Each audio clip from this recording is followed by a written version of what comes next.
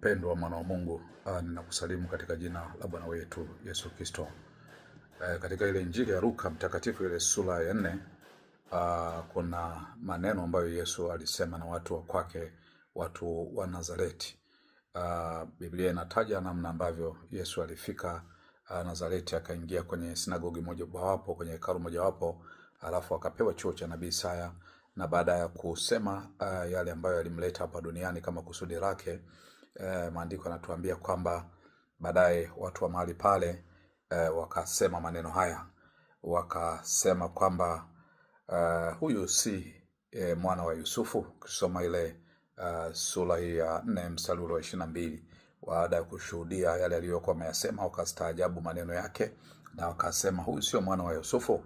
Alafu Yesu akawaambia, hapana shaka mtaniambia methali hii, tabibu, jiponye nafsi yako, mambo yote tuliyosikia kwamba yametendeka Kapernaum yatende hapa pia katika nchi yako mwenyewe. Alafu akasema, amini nawaambia ya kwamba hakuna nabii mwenye kukubalika katika nchi yake mwenyewe. Lakini kwa hakika nawaambia, palikuwa na wajane wengi katika nchi ya Israeli zama zile za Elia, wakati mbingu zilipofungwa miaka 3 na miezi 6, njaa kuu ikaingia nchi nzima. Wala Elia hakutumwa kwa mojawapo ila kwa mjane mmoja wa Sarepta ya Sidoni. Tena palikuwa na wenye ukoma wengi katika Israeli za nabii Elisha. Wala hapana aliyetakaswa ila Naamani mtu wa Shamu. Wakajawa ghadhabu wote waliokuwa katika sinagogi walipoyasikia hayo, wakaondoka wakamtoa nje ya mji, wakampeleka mpaka ukingo wa kilima ambako mji wao umejengwa juu yake, wapate kumtupa chini, lakini yeye alipita katikati yao akaenda zake. Mtumishi wa Mungu, maneno haya ambayo tunatafakari leo yanagusa imani, lakini yanagusa pia namna ambavyo tunaendea mambo ya Mungu. Unajua, wakati mwingine tunaenda kwenye mambo ya Mungu kwa mazoea sana. Kuna watu ambao wako kanisani, kuna watu ambao wako kwenye huduma fulani, inafika wakati wanamzoea sana mchungaji wao, wanamzoea sana askofu wao, wanamzoea kanisa, wanamzoea pia Mungu. Kwa hiyo ni ngumu sana kwao kupokea muujiza, kupokea kile ambacho Mungu angetenda kwenye maisha yao. Kuna watu kila siku wanasikiliza mafundisho, lakini nafika kipindi sasa wanayazoea sana mafundisho ya Mungu, ya neno la Mungu, kiasi kwamba wanashindwa hata kuyafuatilia. Wanaona vitu vya kawaida kabisa, vitu ambavyo vingeweza kuwabadilisha. Hawa watu ambao walikuwa kule Nazareti walimzoea sana Bwana wetu Yesu Kristo. Kwa hiyo Yesu akawa anawaambia juu ya habari ya kwa nini miujiza mingi ya kutendwa kule Nazareti. Anawaambia kwamba ni kwa sababu ya kutokuamini kwao. Ni kwa sababu ya kutokuamini kwao. Lakini jambo jingine ambalo nasema kupitia habari ambayo tumeitafakari juu ya Naamani, lakini ule mjane wa Sarepta, ni kwa sababu Mungu hana upendeleo. Mungu alikuja kwa ajili ya watu wote. Mungu alikuja kwa ajili ya mataifa. Yaani Mungu tunapozungumza hapa, Yesu Kristo mwenyewe pia alikuja kwa ajili ya watu wenye dhambi wa mataifa yote. Na pale wanapojaribu kumwekea mipaka Kristo, wanapojaribu kumwekea mipaka Roho Mtakatifu, hilo jambo haliwezekani. Ndicho ambacho tunakiona hapa. Na Yesu anawaambia kwamba kulikuwa na wajane wengi kule Sarepta, kule Sidoni, katika nchi ya Sidoni, Sarepta.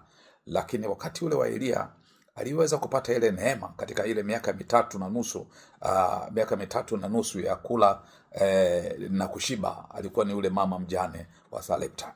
Na nini ambacho kilimpa hiyo neema? Ni kwa sababu ya imani yake.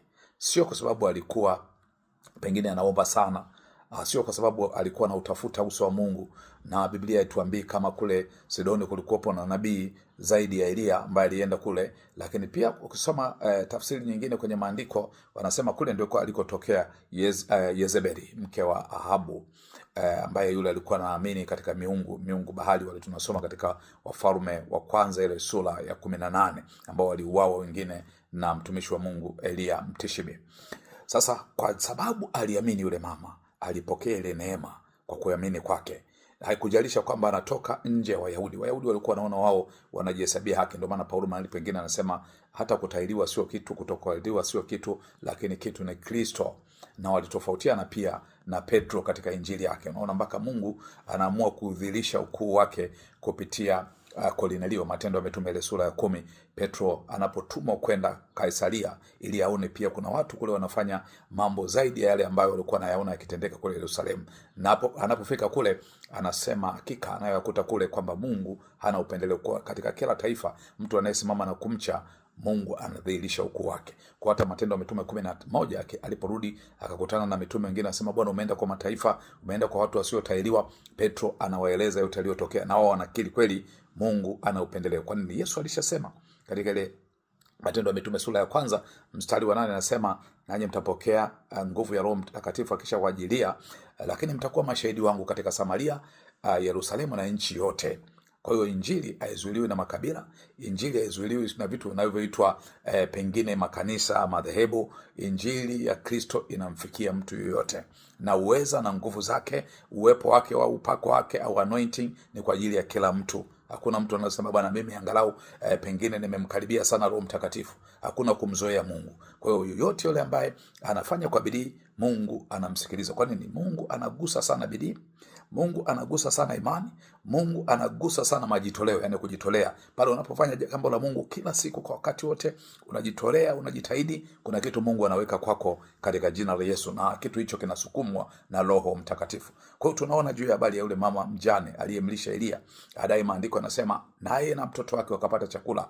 Miaka 3 hawakupata tena njaa. Lakini tunaona pia akiwa Elia pale, Wafalme ile sura ya 1 Wafalme ule wa kwanza ile sura ya 17, unaona kuanzia ule mstari wa 8 habari yake mpaka ule mstari wa 20 kitu kule, ukisoma utaona kwamba Mungu alimpa ile neema kwa kumlisha tu mtumishi wa Mungu. Kuna mambo makubwa yalitokea kwake na Biblia inamtambua. Lakini ukija kwenye habari ya Naamani habari zake tunasoma Wafalme wa pili ile sura ya 5 kaanza na mstari ule wa 1. Maandiko yanazungumza juu ya kuchukuliwa kwa binti mmoja ambaye alikuja kuwa mjakazi kwa mke wa Naamani. Alipomtazama bwana wake akasema, hakika huyu angekwenda kule Samaria akakutana na yule nabii, hakika huyu angepona ukoma wake. Naamani alikuwa kule Sham ambako wao ukoma ulikuwa shida sana, na alikuwa jemedali wa vita, na Biblia inasema anawapa heshima mabwana zake na watu wote wa kule. Lakini alikuwa na changamoto ya ukoma. Yule binti anaposema neno lile la kinabii, anatabiri kwamba kule akienda atapona. Wakati ule Naamani alikuwa hajaenda, lakini alikuwa anaona kupona kwa Naamani. Unajua kuna mtu unaweza kumchukua kwenye nyumba yako, mtu yuko pale ofisini, mtu yuko mahali popote pale kwenye biashara yako, usimdharau.